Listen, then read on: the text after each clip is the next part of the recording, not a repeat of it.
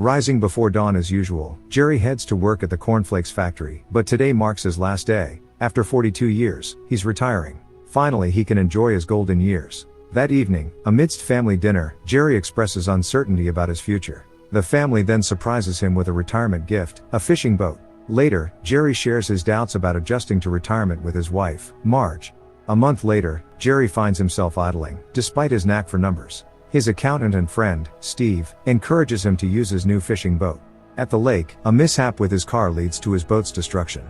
Trying to unwind at his favorite convenience store afterwards, Jerry spots an advert for the windfall lottery. The numbers on the back intrigue him, and after some calculations on a napkin, he concludes that playing the lottery could be profitable. The math adds up. He explains to Steve that he's found a statistical loophole in the lottery. During rolldowns, purchasing tickets can nearly guarantee a win. Steve is doubtful, questioning how the lottery could ever yield a profit. Jerry, taken aback by Steve's skepticism, especially since he's an accountant, decides to act on his theory. He withdraws $2,000 from the bank, confident he'll return with a 20% increase in just a few days. Jerry then drives out of town to purchase 2,000 windfall lottery tickets. He waits for Marge to leave before tuning into the lottery draw, keeping his plan a secret until he can verify its success. However, after eagerly checking his tickets the following day, Jerry finds that, contrary to his calculations, he has actually made a loss. During a card game that evening, Jerry is preoccupied with thoughts of the lottery and his mistake. Marge, noticing his distraction and sensing something's up, waits until the neighbors leave before pressing him for the truth. Jerry opens up about feeling like he missed out on life and is unsure about his retirement. Through their heartfelt discussion, he has an epiphany. The next day, Jerry visits the bank, sharing his insight with the clerk about where he went wrong, the importance of sample size and probability, explaining that while flipping a coin 1,000 times might result in 60% heads, increasing the number of flips brings the outcome closer to the expected 50-50 distribution, thereby minimizing the role of luck. Motivated by this realization, Jerry withdraws their entire savings of $8,000 and purchases 4,000 windfall tickets. Reviewing the tickets at the store, he finds he's nearly doubled his investment, validating his strategy. Jerry begins hiding his lottery winnings in a popcorn jar that no one touches. At a family and neighbor's barbecue, he panics when he sees his granddaughter with the popcorn jar and quickly relocates the money to a cereal box. Later, Marge confronts him, and he admits to playing the lottery, but she meant an empty bag of Oreos. This prompts Jerry to confess everything about his lottery scheme. Expecting disapproval, Jerry is surprised by Marge's reaction. She's actually excited and wants to join him in exploiting the lottery flaw. Jerry and Marge head to their local store to purchase more lottery tickets, only to discover that windfall tickets are no longer sold there. They're available exclusively in Massachusetts now. Steve, seeing the potential in their endeavor, decides to join in, contributing $1,000 to their collective investment. The next morning, Marge is energetic and prepares for their trip by packing supplies for 3 days, covering all necessities with excitement. The drive from Michigan to Massachusetts takes about 10 hours. At a small gas station, they plan to buy 8,000 windfall tickets. Since the ticket machine prints at a rate of 1,000 tickets per hour, the process will take a while. The cashier, Bill, invites them to make themselves comfortable at the machine. In their hotel room, they settle in to watch the lottery drawing and start sorting through all 8,000 tickets that same night. By sunrise, they finish tallying their results. From their initial $16,000 investment, they've earned $21,000. This success leads them to wonder if they're the only ones aware of this profitable loophole. At Harvard University, a student named Tyler is working on a research paper about lotteries. When he stumbles upon Windfall, he senses something unusual about its structure. Driving back, just a mile from their home, Marge suggests to Jerry that they could use their lottery strategy to benefit their small town. She points out that investing more significantly improves their odds. Inspired, they approach Steve with a plan to form a company, offering shares to raise more funds for their lottery investments. They pitch their business to the local community, selling shares at $500 each, and even accept various forms of payment.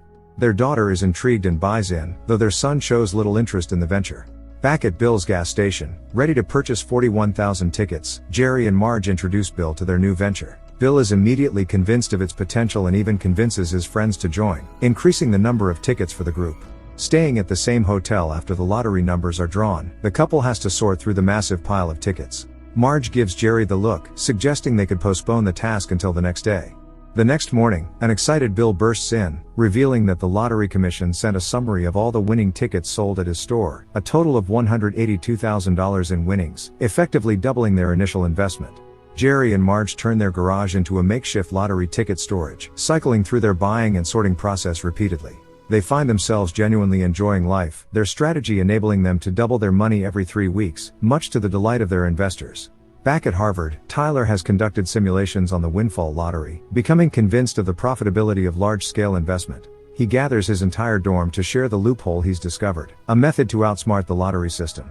The next step is to pool their resources and begin filling out the mass of lottery slips required to test their plan.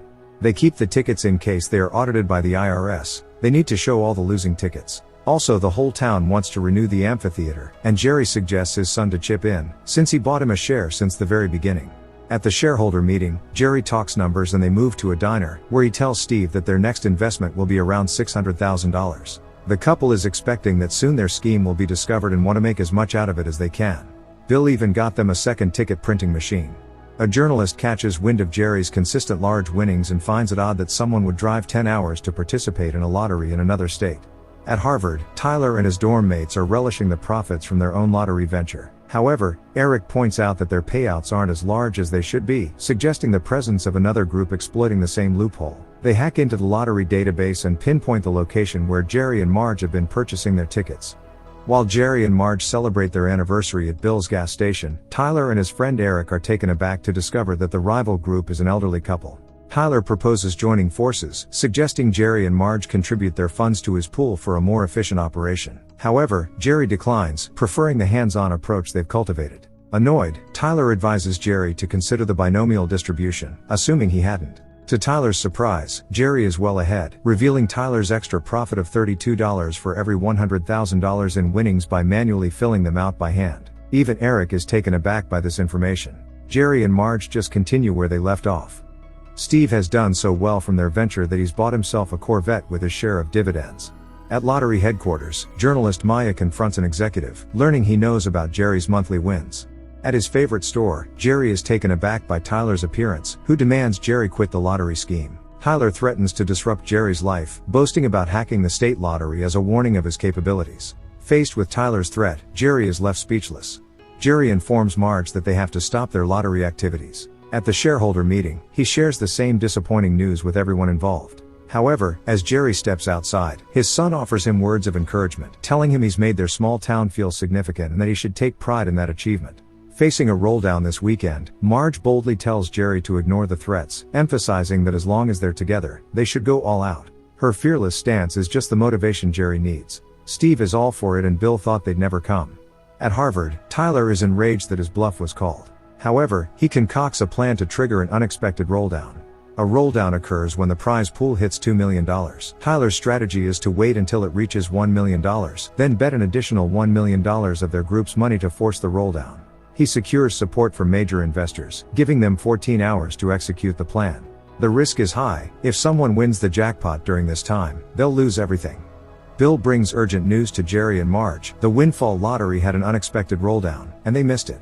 Jerry immediately suspects Tyler and his Harvard group are behind this and decides it's time to confront them in person. When Jerry finally confronts Tyler, he's not angry. He observes that while everyone in the room is making Tyler rich, he questions Tyler's contribution to them. Jerry leaves them with a wish for good luck, as some start putting their tickets down. Later, in Steve's office, Jerry ponders why the lottery authorities haven't intervened against either their group or Tyler's, suspecting they might not be concerned. At the lottery headquarters, Jerry points out that despite Windfall's significant loophole, the lottery is still profiting because only a few are exploiting it. He proposes making rolldown thresholds public and installing another ticket machine at Bill's station, so he and Marge can be together. The executive is receptive to the idea. As Tyler gathers more investors, Eric delivers troubling news. The lottery has publicized the jackpot threshold, preventing any further orchestrated rolldowns. Tyler sees this as a declaration of war. However, his group members don't want to do it anymore, leaving Tyler to do it alone. He sits quietly while his tickets are printed, while Jerry and Marge are happily printing their tickets together. Maya discovers that not only Jerry but also Tyler has unearthed secrets about the windfall lottery. She meets Jerry as he plays ball with his son and learns about the workings of the lottery, the effort involved in counting tickets, and Jerry's enjoyment of the process. Moved by Jerry and Marge's contributions to their town, Maya hesitates to publish her exposé on the windfall lottery.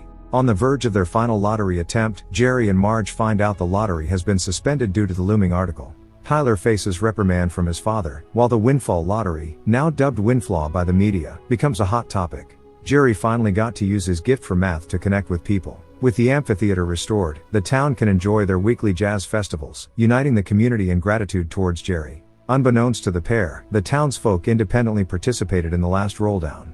As Jerry and Marge dance, he acknowledges the fulfillment and joy of his golden years. Jerry's lottery calculation won a total of $27 million. The end. Thank you for watching. Subscribe for more videos like this.